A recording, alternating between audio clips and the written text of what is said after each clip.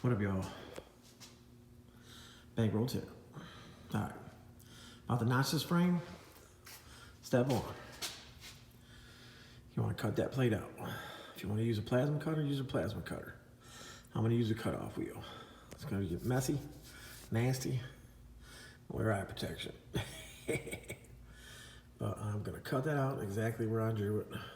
And we'll go to the next step. All right, we got that piece cut out. Use a 4-inch cutoff wheel. That's what I used. 4-inch. Take it easy. Go slow. And remember, passenger side on box Chevy has the fuel line in here, so don't cut too deep. But I got the piece right there that we're gonna save. We're gonna put that piece back in. And what we're gonna do here is I moved the brake bracket, bent it up out of the way. This brake line pretty solid, so it didn't break.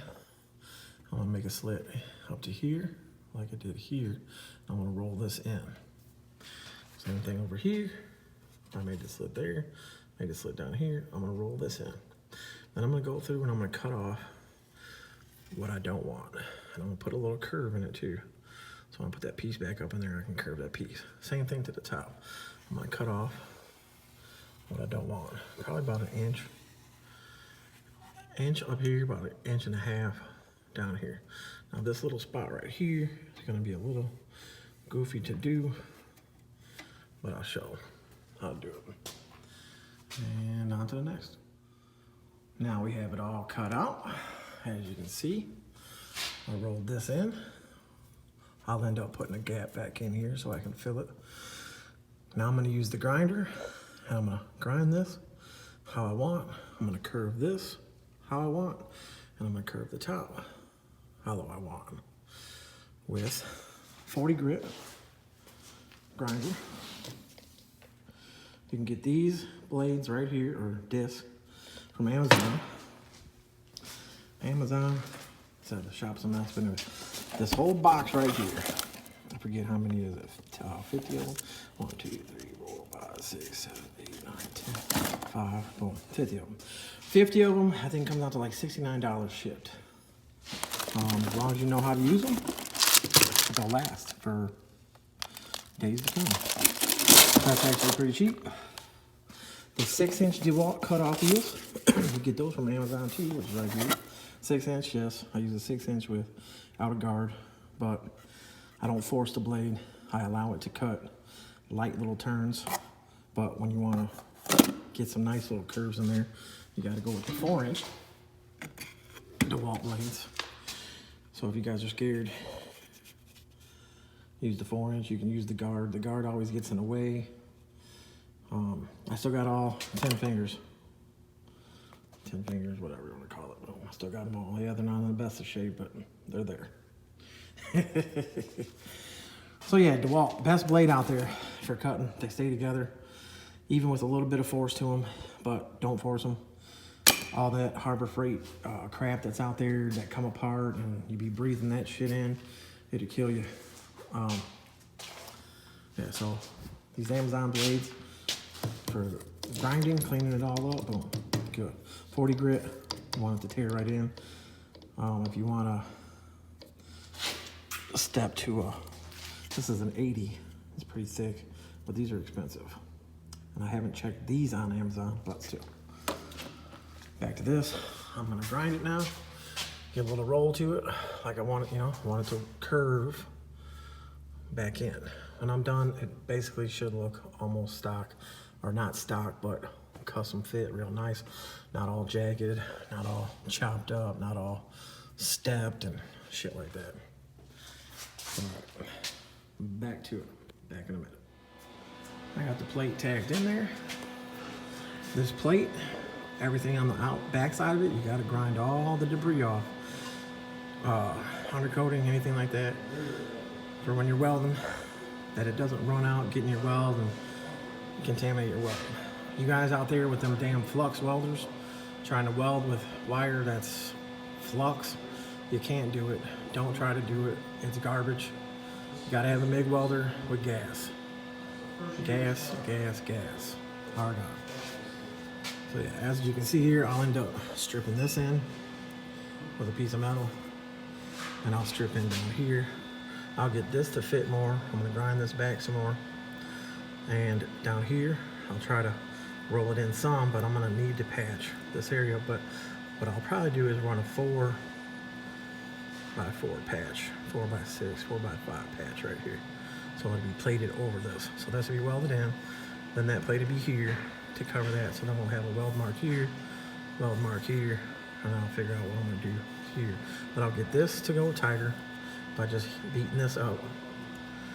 And I'm gonna have to put a little patch piece in here. So 1/8 inch, 1 inch strip. Or this one I'll cut longer, and then I'll cut it off and then weld the seam.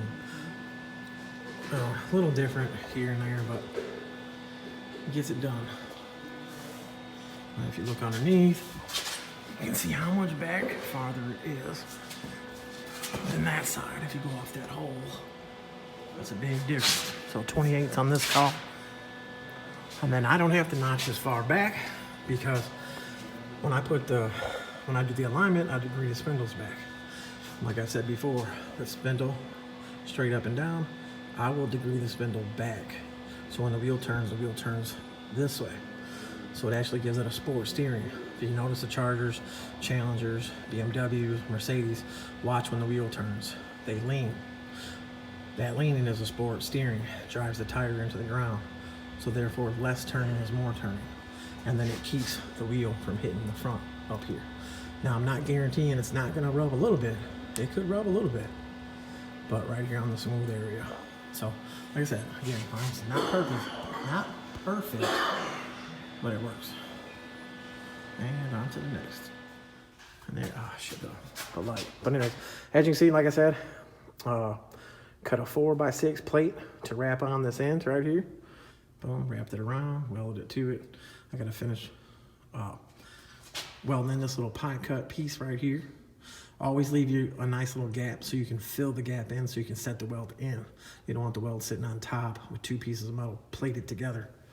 And like I said, no flux welding. That's just terrible. So yeah, the light's in the way, but as you can see now, I'll go through and I'll grind it up smooth just because I want to. So when you're filling in your weld, you want your weld to be deep in the crack. Deep in the crack. But yeah, moving right along. Weld that up, clean it up, paint it up. Now on to the neck. And there it is. All smoothed in. Still has the access hole for the body, in case anybody wanted to take it off the frame. Didn't block it off. Yeah, it looks a little goofy right here, but that's fine. Once some paint goes on there, it's gonna flow. But as you can see, it rolls all the way back. Ooh, that's a little fucking hot. So next, I'll put some paint on it. But right now, I gotta go sit down, and my back is killing it. But there you go. That's how you frame notch a box Chevy. And basically, you can use this technique on G bodies too. Be back in a minute. And there you have it.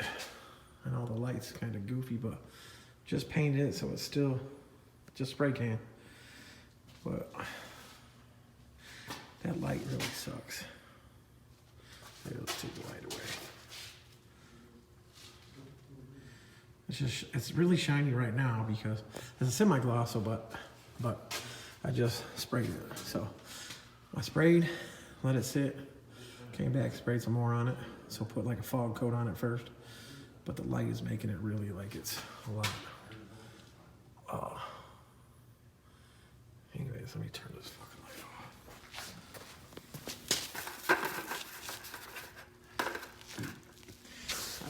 Anyways. The camera and the light is making it look like it's dimpled up, but it's not, it's smooth. Yeah. You can see it's got some runs, a couple little runs.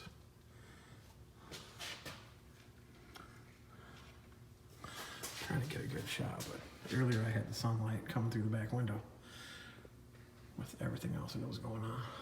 But anyways, there it is, it's notched. Frame rail's all painted. sometimes the camera is just too good. And like I said, it is fresh paint, so. But there it is. How to frame notch a box Chevy for 28s and or 30s. Take these steps and you'll be able to do it. If you can do it. All right.